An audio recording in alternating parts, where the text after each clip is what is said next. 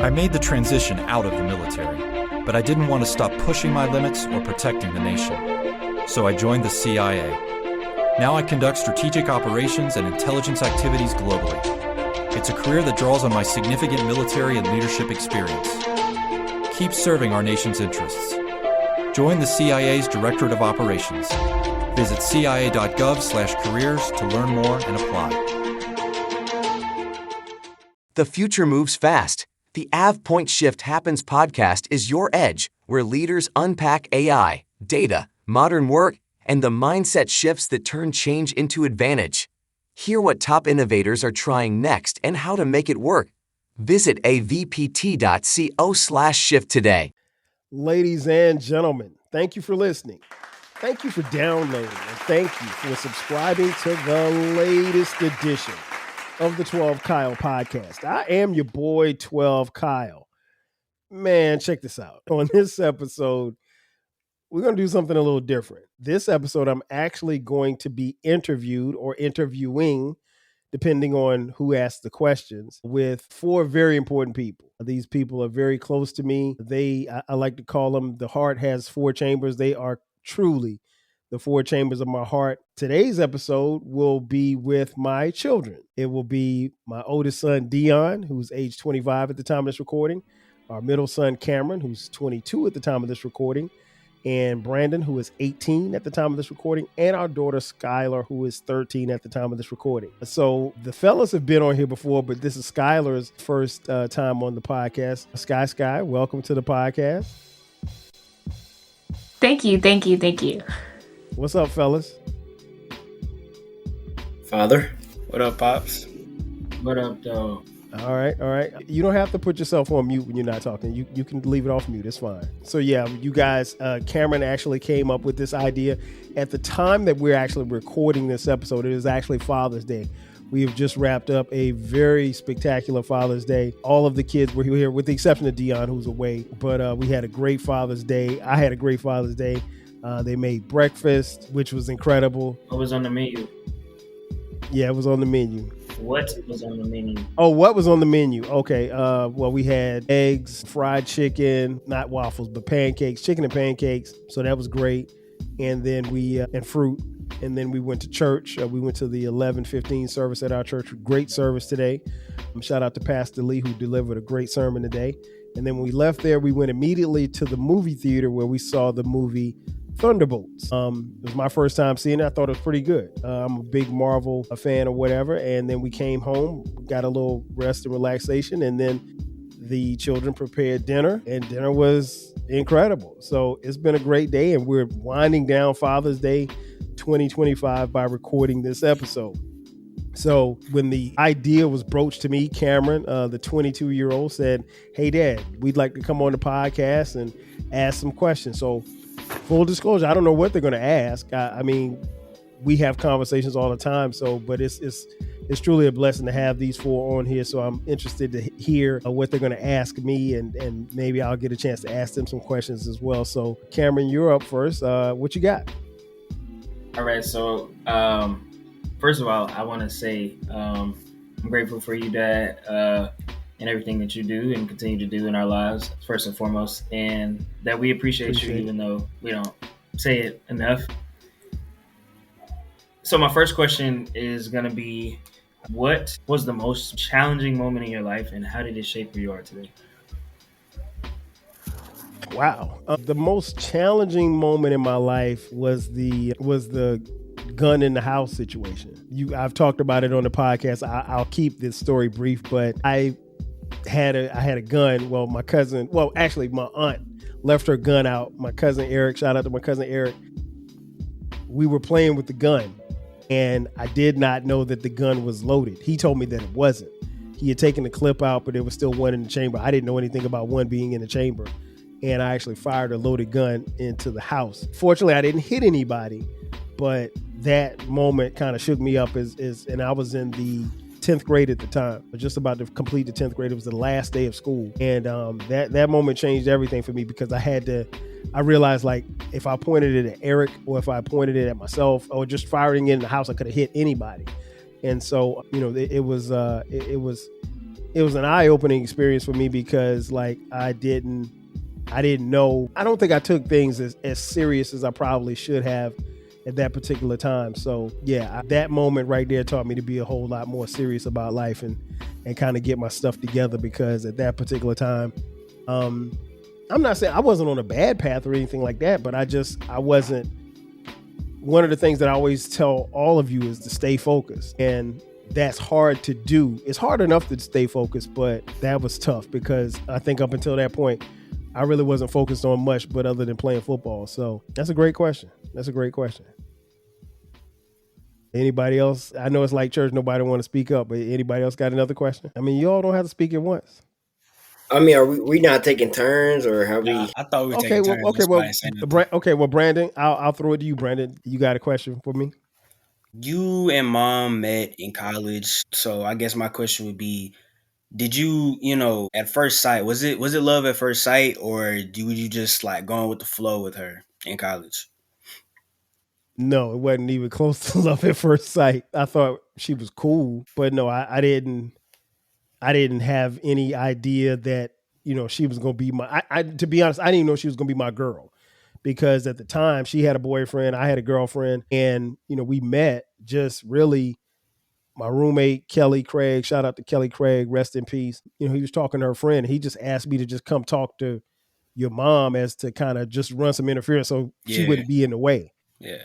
But no, I didn't know. I had, if you would have told me that night that Kelly told me to come down and, run interference, I would have, if you'd have told me that, it would have led to us being in a relationship and marriage and kids and everything. I'd have told you it was crazy. But you just never know how. I guess the moral of our story is a story that I would tell everybody. Like, you just never know which way life is going to take you. I mean, she had boyfriends, I had girlfriends, over a period of time throughout our lives. And, it wasn't magical. I mean, we had to do the work. And I think that's something that obviously you guys don't see because you're here, but, we had to do the work to get where we are. And it's a lot of work, and it's still continual work, even when we don't necessarily, some days we don't feel like working. Some days we get frustrated with each other. Obviously, some days we get frustrated with you guys, but it's still work, and we still continue to try to work together and not apart to make it work. But no, I'll put it like this. She and I, particularly when we were dating, we used to take one of the things, which is kind of odd, and I know this is going to make you guys laugh. We used to get in the car and ride around a lot, and she wouldn't fall asleep, right? Y'all know now she gets in the car, she'll fall asleep in a minute. But we would get in the car and we'd ride, and we would just talk about, like what we wanted out of life and where we wanted to go, so forth and so on. And we talked about, particularly as our relationship moved further down the line and we got more serious with each other, we talked about wanting to have a family, so forth and so on. I never thought I'd have 4 kids, but I always knew I was going to have a son, and my first child was going to be a son. That was a must. So, but yeah, we never talked about how this life would look. But the one thing I can say, and I know I speak for her when I say this, as a parent, your life looks a certain way. And like before we had kids, your life looked a certain way. So I remember life, obviously I remember life before I had kids, but once you guys came, I mean, like the whole world flipped August 1999. So, but that was our story. Appreciate it. Skylar, what about you? I guess, all right, like since I'm like your first and only daughter, like was it different or like kind of like challenging raising me as opposed to Dion and Cameron and Brandon? That's a great question. No, it's the same challenge, but the thing is the perspective is how you look at it and how you approach it is different. Like I realized very quickly that I had to be, because here's the thing, and you guys don't realize this, but we have to parent each of you differently because you're different personalities. I would never, like try to parent Dion like I parent Brandon, because now I'm going to give you love, I'm going to give you discipline, and my job is to give you an example to follow. Those 3 things. But I can't, Dion, and I'm just going to use him as an example. He may not respond to me yelling at the top of my lungs at him, and Brandon might. So Dion may respond to me just saying, hey man, I know you didn't clean up your room today, but do it tomorrow, and pat him on the back. And that might be the motivator for him to clean up his room. Brandon, I might have to yell at, hey man, didn't I tell you to clean up your room? You know, that type of thing. And so you have to realize which buttons to push with each child. And I learned very quickly. I remember one time you were maybe 4. I said something to you and I was trying to get you to do it. And I said it in the tone in which I normally would say it with your brothers. And I remember when I said it, you looked at me and you just started crying. And I was like, I can't talk to her in that tone. Now, what I was saying, I still needed to get done, but I realized I couldn't come at you like that because you're not, and I don't even think it's so much as you being a girl, but it's just your personality. And I had to realize that I had to change my tone. So tone is everything. What you say is everything. So I could say, hey, Skylar, put the book on the shelf. That's one thing. I could say, Skylar, put the book on the shelf. Or I could say, Skylar, put that damn book on the shelf. Those are 3 different ways. You're going to respond to the first. Cameron, I might have to say, put that damn book on the shelf before I whip your tail. But that's Cameron. So everybody's a little bit different. It's almost like a coach. You realize every coach realizes that they can't coach everybody the same. Now, everybody's going to be treated fair. The thing that I try to make sure that I'm doing with you is that we talked about this the other day with the situation and scenario that we talked about when we had the family discussion. I don't ever want it to be a double standard. So whatever I think I mandated for your brothers, I want to make sure I mandate with you too. So let's say if curfew was 12 o'clock for your brothers, then when you get to that age that they had a 12 o'clock curfew, then it's going to be the same for you. It's not going to be 9 o'clock just because you're a girl. I don't believe in that. So to answer your question, I'm trying to make sure that I'm handling everybody with fairness and kindness, but everybody you have to, as a parent, and you guys will find out many years from now, parenting is such a rewarding job. While you guys are our children, you know, you're a gift from God. You're not technically ours. God has given you to us. So it's our job to kind of mold you and guide you in the right direction. Dion, you're up next. I know you're a father, and this this question will apply to Skylar as well. What's the biggest lesson you've taken away from fatherhood, or in Skylar's case, parenthood? Man, the biggest lesson is that I realized that, you know, and you're not going to get what I'm saying until that day, but like, there's no other love. You know, each of you have a different love and adoration for your mom, my wife, Cherise, and you have a different connection because she carried you for 9 months. But we all have a different relationship because I'm your father. And so in fatherhood, man, you just realize like there's absolutely nothing that I won't do for you. I tell people all the time, and maybe I don't tell you guys this a lot, but everything that I do it for you guys. I don't do everything that we do. There's nothing that I do for myself. I mean, do I benefit from some of the things? Yes. But from where we live to how you guys have grown up, where you've gone to school, where you've gone to college and graduated from college, it's for you guys. So I will, if it involves me going into debt so that you don't have to go into debt, I'll take that because I know that that'll push you along the line further along. You know, there's nothing that I won't do for y'all. One of my jobs is to protect y'all. You know, I'm not a killer, but I will kill somebody if it meant them trying to harm you. And I'll do the time. I don't want to go to jail, and I'm not just saying that trying to be tough, but I just want y'all to understand, like, when you become a parent, everything else goes out the window. I just remember, like, Dion, before you were born, I just remember 1999, I was like, I didn't know how I was going to feel. And I just remember when you were born, like, everything stopped. The way that I saw the world was totally different. And, people were like, oh man, are you going to be able to afford, this child? And I'm like, yeah, because the thing is, the money that you spent on yourself, now I'm spending on you. And so it was a point where every time I go in the store, if I was going in the store to get me something, if I was going to get me one thing, you were getting three things.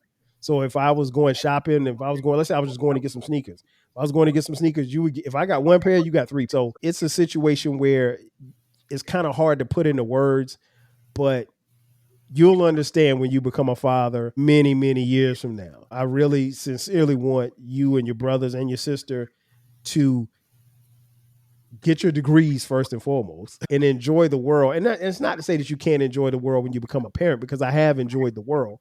But, I want you to have that time with your spouse and build together. And because your mom and I, while we didn't do it the quote unquote conventional way, we had those years together where it was just us. So by the time you came in 99 and then we got married in 2000, then we bought a house in 2001, the house that we live in, that's a lot. And to be honest, financially, that could break up a lot of marriages if you're not handling things right. But we had such a good rapport and such a great friendship and partnership that, any bumps and bruises, we got through it. But no, the thing that you'll see is when you become a dad, those kids come first. That's it. I mean, like, first and foremost. So anything that I do, I want you guys to do. Just like when we just took our trip 2 weeks ago to New York City. I could have gone by myself, but no, I had to go. You guys had to come with me because that's something I want you guys to experience. I want you to spend time with our family, get to know our family, and then also see the world, because the world is bigger than where we live. And we live in a major metropolitan city. So, but no, everything, when you become a parent, everything that you do is for the kids. At least that's what I think a good parent should do. Cameron? My second question was going to be, is there anything you wish you'd done differently as a parent, and why? I think there's always mistakes that you make. The thing that I've tried to do is not make big mistakes. I've made a bunch of little mistakes along the way. And fortunately, the little mistakes didn't turn into big things. I can't really think of anything that I would do differently. I think I probably would have been more, particularly when you guys were younger, I probably wouldn't have pushed. Because I know, I'll put it like this, and you guys talk about this all the time. I probably pushed you and Dion harder than I pushed Brandon and Skylar.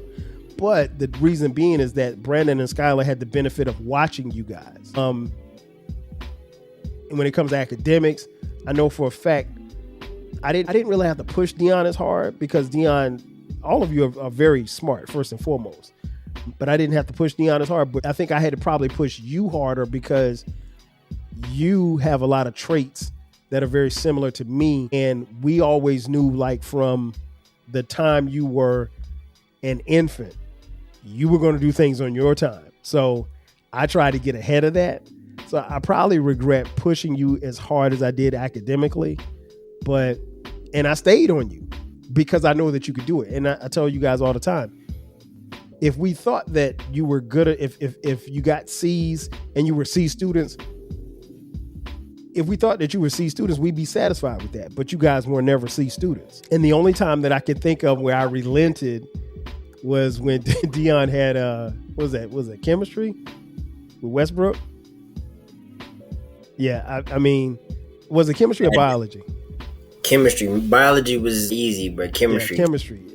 For those of you listening, Dion had a chemistry class, and his teacher, Mr. Westbrook, who was certified crazy. I mean, the man is like, Dion was telling us, like, he's like, Dad, you don't understand, this guy's crazy. And it wasn't until we went to the parent-teacher conference, I was like, oh, this guy's really, like, cuckoo. Like, I seriously questioned who in the district let this guy teach. But he was teaching these high school students things that chemistry students in college, like juniors in college, would be learning. And Dion was struggling, just like everybody was. I think at one point in time, Dion, correct me if I'm wrong, everybody in the class was failing the class, right? Man, it was like like the highest grade was like an 85. I was like, oh. Yeah, so And when you told me that, I didn't want to tell you because I didn't ever want you to settle. But I just kind of said to myself, if he gets a C, I'm okay with it. Because there was, and as somebody who hated chemistry, there's nothing I could do. I mean, I couldn't help you.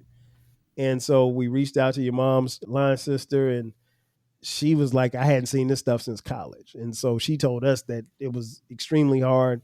But yeah, to answer your question, Cameron, I probably would not have pushed as hard academically on you because I think you probably caught the brunt of it.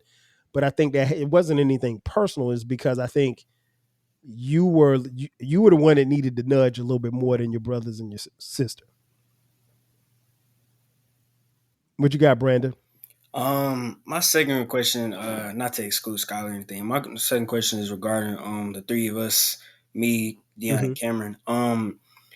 Watching us grow up rather. Did you ever expect, us to just follow in your footsteps, like not every single step per se, but like most of the steps that you took growing up? No, not at all. Because I realized quickly that you guys were, we're all different people. We have a lot of similarities. And to be honest, there's a lot of similarities in how I parent to what your grandmother and grandfather gave me or are giving me because they're still here and giving it to me. But no, I didn't expect anything. I think initially when Cameron was born, it was 3 years younger than Dion. So your Uncle Damon, my brother, he's 3 years younger than me. So I thought in some ways, probably the first year that Cameron was here, I thought maybe, and it's going to be another Kyle and Damon all over again. And then as Cameron got older, from like 1 to 2, you realize like he was just totally different. And Cameron literally and figuratively went everywhere Dion went. And it wasn't, and I'll be honest, and I tell people this all the time, and people who know our family think it's funny. We literally thought that Cameron was going to be the quiet child because he didn't really say much. And when he talked, he was all up on his big brother. And he was just so happy-go-lucky. It's funny because we send you guys pictures and stuff. We post pictures a lot in our family group chat. And you see him just smiling ear to ear. He's always happy. He was always under his big brother. Now, and that's not to say that's not who he is, because that's truly who he is. But what happens is, and you guys don't see it because you don't know, but when each of you, the 4 of you, when you got to middle school, everything changed. Brandon, things really kind of flip-flop for you because your middle school year, your 8th grade year was interrupted by COVID. So, but each of you, everything, your personalities kind of blossomed. Cameron really went from 0 to 60, when he got to middle school. He became the life of the party, happy-go-lucky, being goofy, doing all the silly stuff that he does around the house. That's who he became, I think, when he got to middle school. But to answer your question, no, I didn't think that you guys were going to be like me in that sense because we grew up in 2 different lives. I mean, really, night and day. And a different era, too, because growing up in the 80s, the 70s and 80s in Florence, South Carolina, it's a different life. They're very different than growing up here in Atlanta. And, one of the things that we talked about, and I've expressed my concern, you guys don't see it, but as a parent, I'm always concerned about your safety. I know I can protect you in this house. I can't protect you once you go outside these doors, but I have to give you the tools so that you can understand and how to navigate and protect yourself. Particularly with Dion and Cameron, when they're out at night, I'm always concerned. Hey, let me know when you're on your way home. Okay. Let me know when you get to your destination, whatever. I mean, because that's just a parent. We didn't have that type of stuff. And then, quite frankly, when I was growing up in Florence, if I went around a corner to Jason's house, that was it. Like, I wasn't going too far, but like Cameron could go to Spencer's house, and Spencer lives all the way on the other side of the city.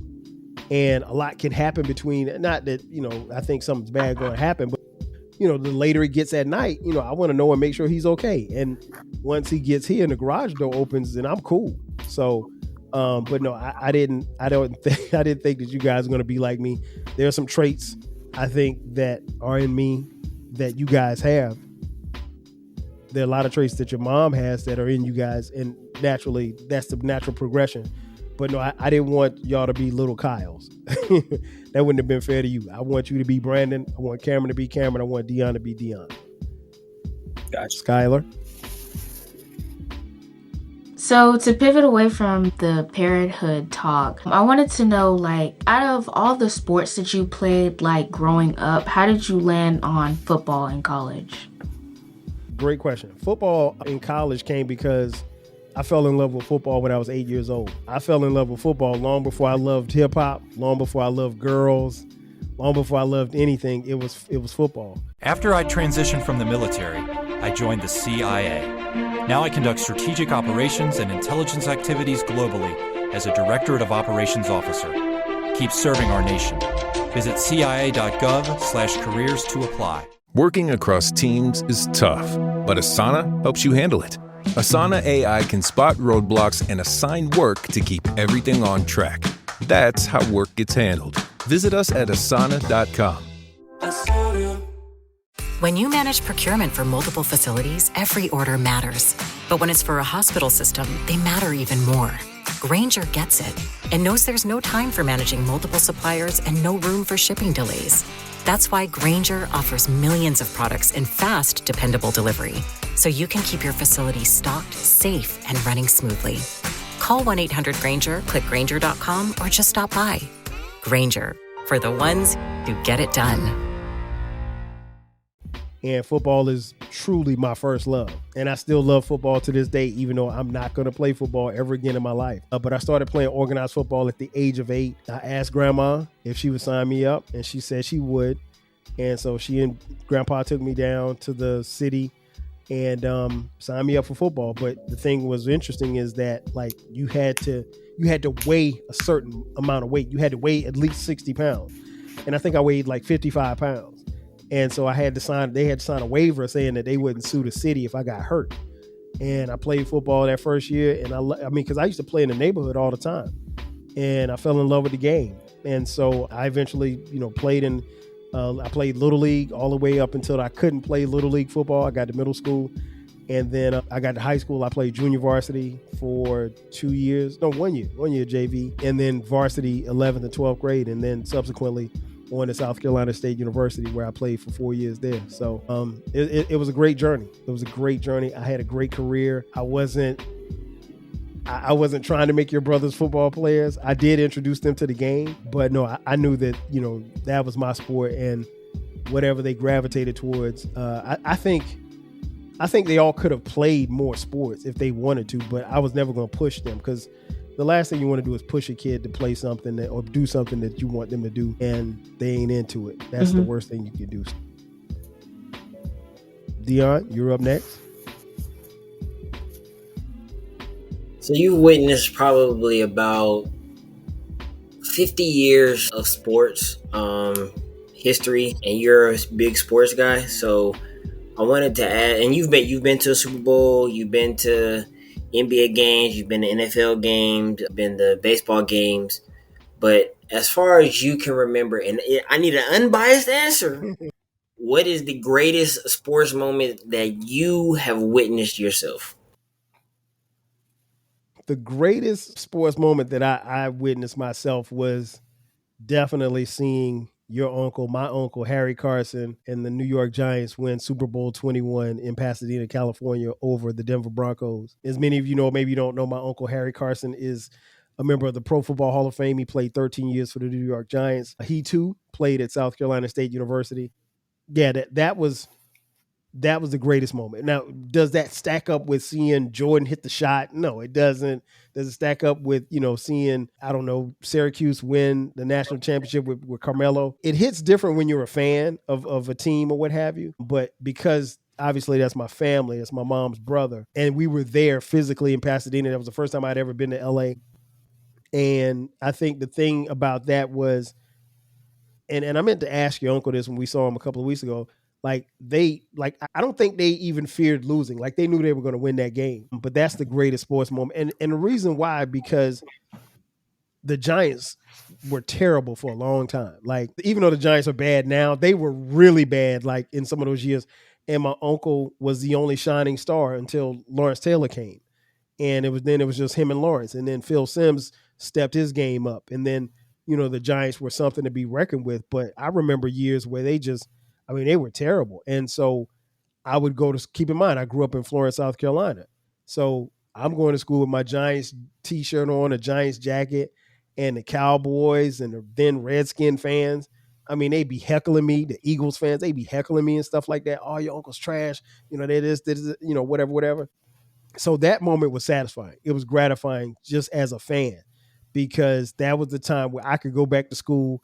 I could go to the neighborhood and just talk trash and say, hey, we're Super Bowl champions. And the Giants, reigned supreme that year. And, obviously the Gatorade bath, he was the godfather of the Gatorade dunk. And, there was always a level of pride, but seeing that moment and being there present, I couldn't describe. It almost felt like we won the championship too, because I'll be honest, I don't know how much I know your uncle wanted to win.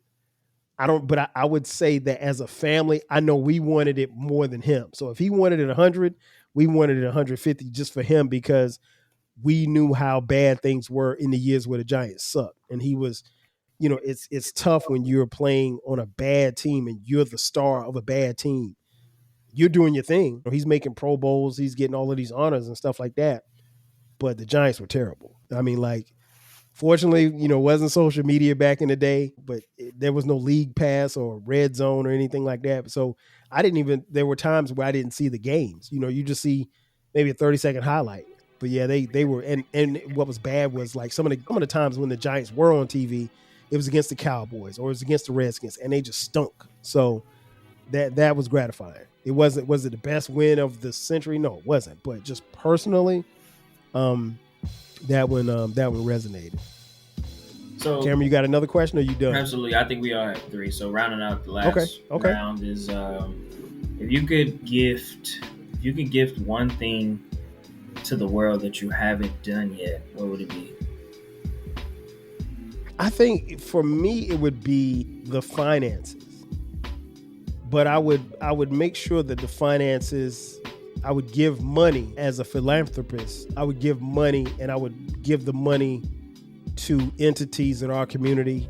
I would definitely give more. I've given money to South Carolina State University, but if I could write a $50 million check to South Carolina State University tomorrow, I would.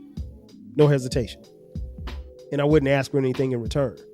If I had, I don't know, Jeff Bezos' money, yeah, I'd cut a check right now. And not that money's the end all be all, but I think when you can pour into an institution like South Carolina State University, or if you can pour into an HBCU, or you can pour into our community, when you give resources and things of that nature, and you can fund certain things, you open up opportunities. And the thing is that I want kids that look like you, kids that you guys go to school with, to have opportunities, because you guys have benefited from having some opportunity that we didn't have because they just weren't there.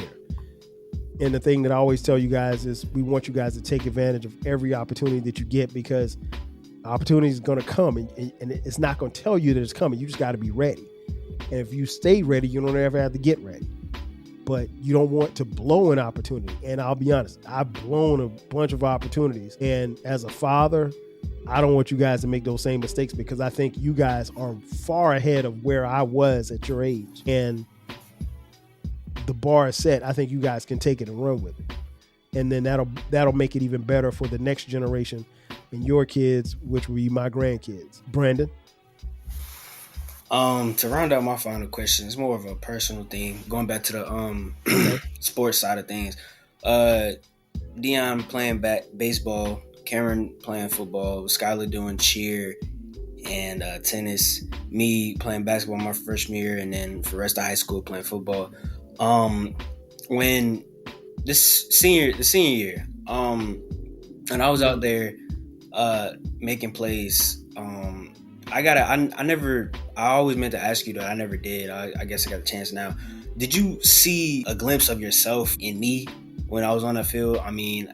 I got the last name, I got the number, stats to prove for it as well. I just always remember, after I would make a play or after I did something good, I was always looking for, not in my family, but I was always looking for you. I was always looking to see, if you, saw what it was. You saw the moment and the action. So I I always ask myself, but I never got to ask you.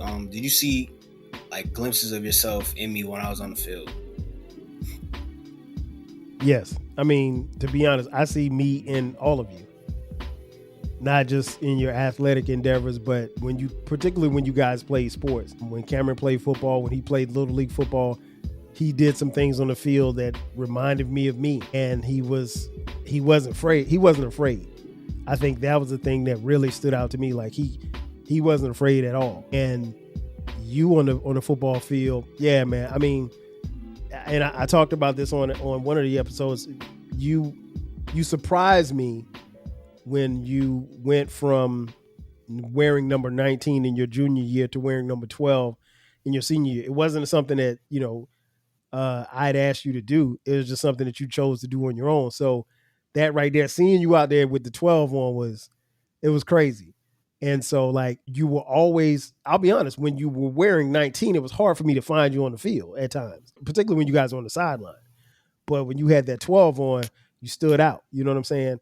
But no, there were times where you would do things on the field, moves that you would make, a couple of catches you made. I was like, particularly, and I flash back to the Stevenson game where you went crazy. And I told you after the game, I've never personally had a game like that. Well, you had like 6 catches for like 200 yards or something like that, 2 touchdowns. I've never had a game like that in high school. I definitely didn't have a game like that in college. So, and when I told you that, I just remember the big smile coming over your face, even though you guys lost the game. And, for those of you listening, Stevenson High School is is a rival of his high school, but it's one of the best pro football programs in the state. And Brandon torched them. But what made me feel better about even the loss was that I told you the week before to be prepared because you were going to get a lot of one-on-one coverage, and you took advantage of it.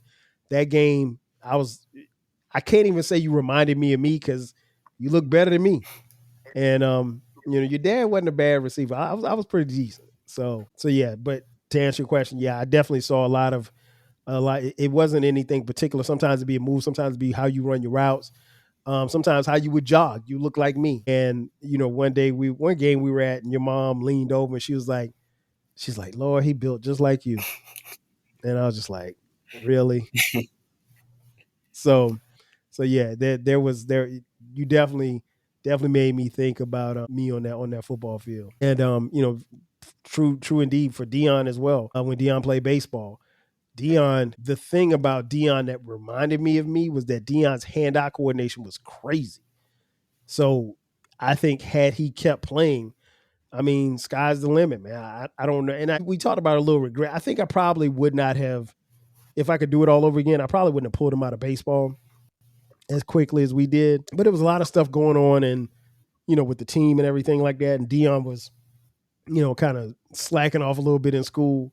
But I think had he continued to play, he would have made the major leagues. I don't know. But, he would have, he definitely would have played long into, I think, college, because his hand-eye coordination that's something you can't teach. You either got it or you don't when it comes to baseball, because that ball is going to move. So you got a split decision as to make whether or not it's going to be a fastball, curveball, or whatever you can do to hit that ball.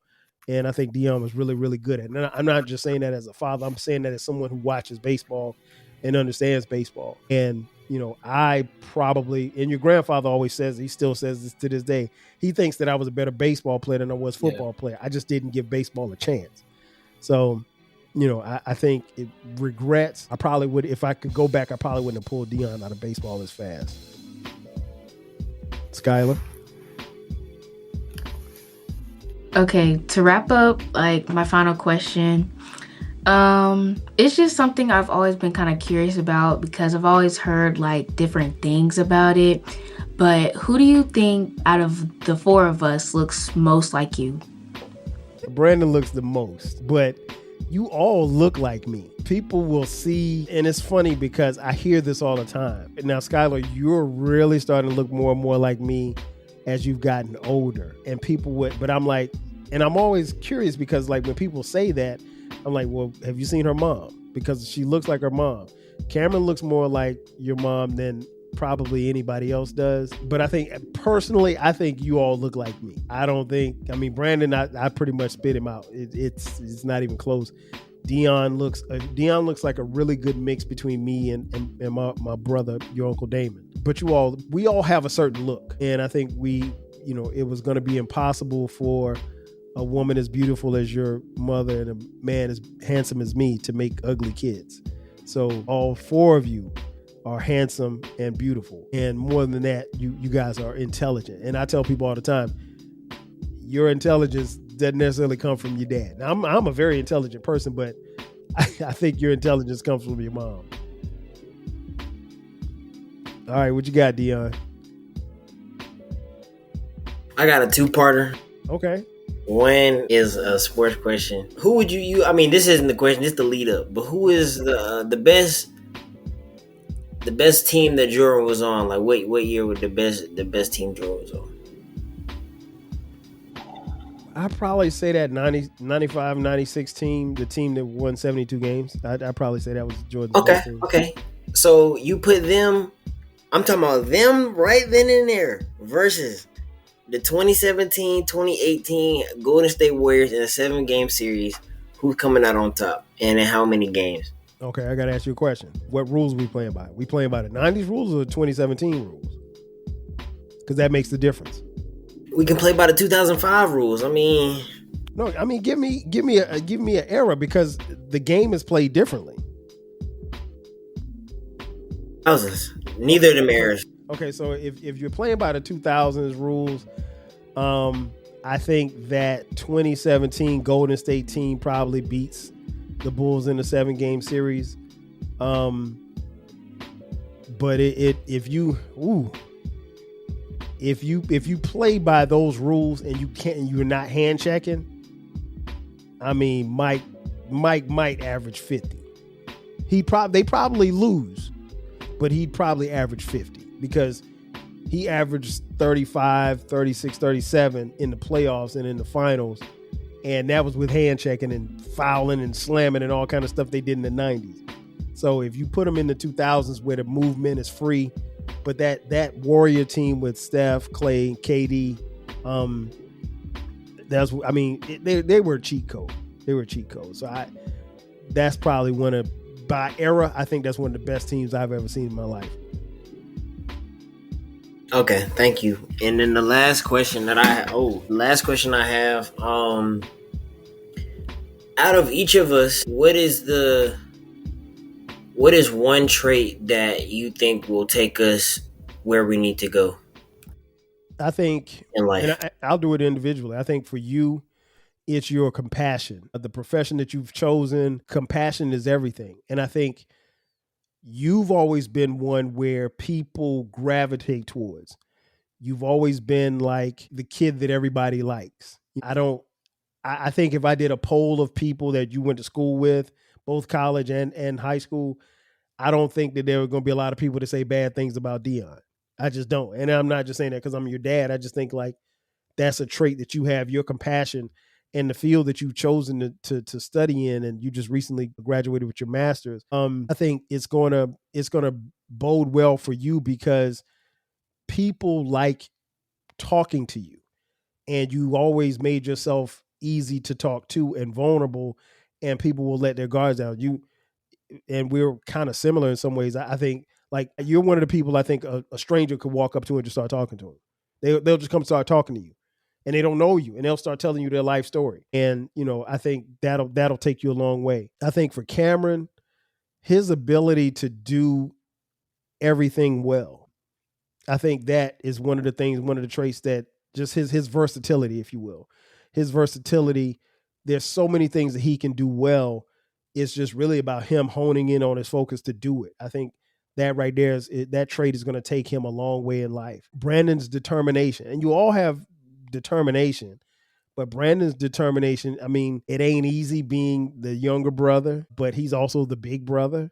So he knows that, while he's the younger brother for you two, he's the big brother for Skylar. So he has a path that he's trying to take, but his determination, he's always been determined, always, no matter what. And He was always going to get the party started. We all know he likes to have fun. Now, when he gets to college in the fall as a freshman, can't have too much fun, but you need to have a good time. You should have a good time. I'm sure you, Dion, and Cameron have both told Brandon about how much fun he should have. College is going to be fun. I want you to have as much fun as possible. That being said, you also have a lot of work to do.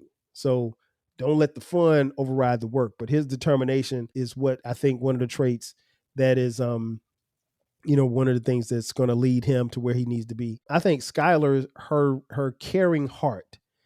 Skylar is she's such a pleasure to be around. And people, I could tell, like her friends and even people that don't know her, she carries a level of respect when she comes in the room. And I'll never forget this. And I don't mind. You guys may have heard the story. Maybe you didn't hear the story.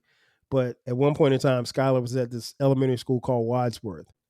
I remember we went into school I think we were doing a tour or something. And I heard several kids say, "Oh, that's Skylar. There goes Skylar. There goes Skylar." I mean, like they were saying her name like she was a star. And I'm like, how do these people know? I was like, how do these people know my daughter? Skylar, she hadn't even been there yet. And so like, she's not going to fold under the expectations. I think Skylar has really benefited from obviously having 3 older brothers. Academically, I think she's further along than you guys. I don't think that's a stretch by saying that, but I think with what's to come for her in high school, and she does a lot between tennis, academics, her social events, being friends with all her friends, the Jack and Jill stuff. I mean, like she does, like last year, she did a lot. Cheerleading. It was a lot. And I mean, like, she handles it and she don't complain. But she wants to be the best in her class. She wants to get A's. She has that thirst for knowledge. So I think all of that stuff will really push her forward as far as her traits are concerned. So yeah, those are some great questions. Though I wish I had time to ask you. Maybe I need to bring y'all back and I ask y'all some questions because I got some questions for y'all. You should. Yeah, we should definitely probably do that. But as we wrap this up, I gotta say, this has been a great Father's Day. Every day is really Father's Day. I am really, truly blessed to be your father. It is a job that I don't take lightly.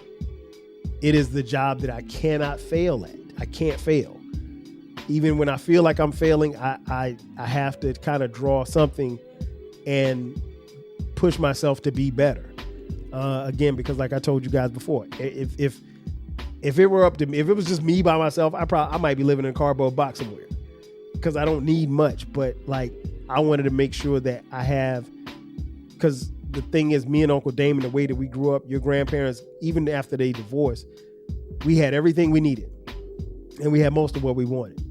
And I can definitely say that same for you guys. You guys have everything you want and everything you need. There's not much that you've asked for that you didn't get.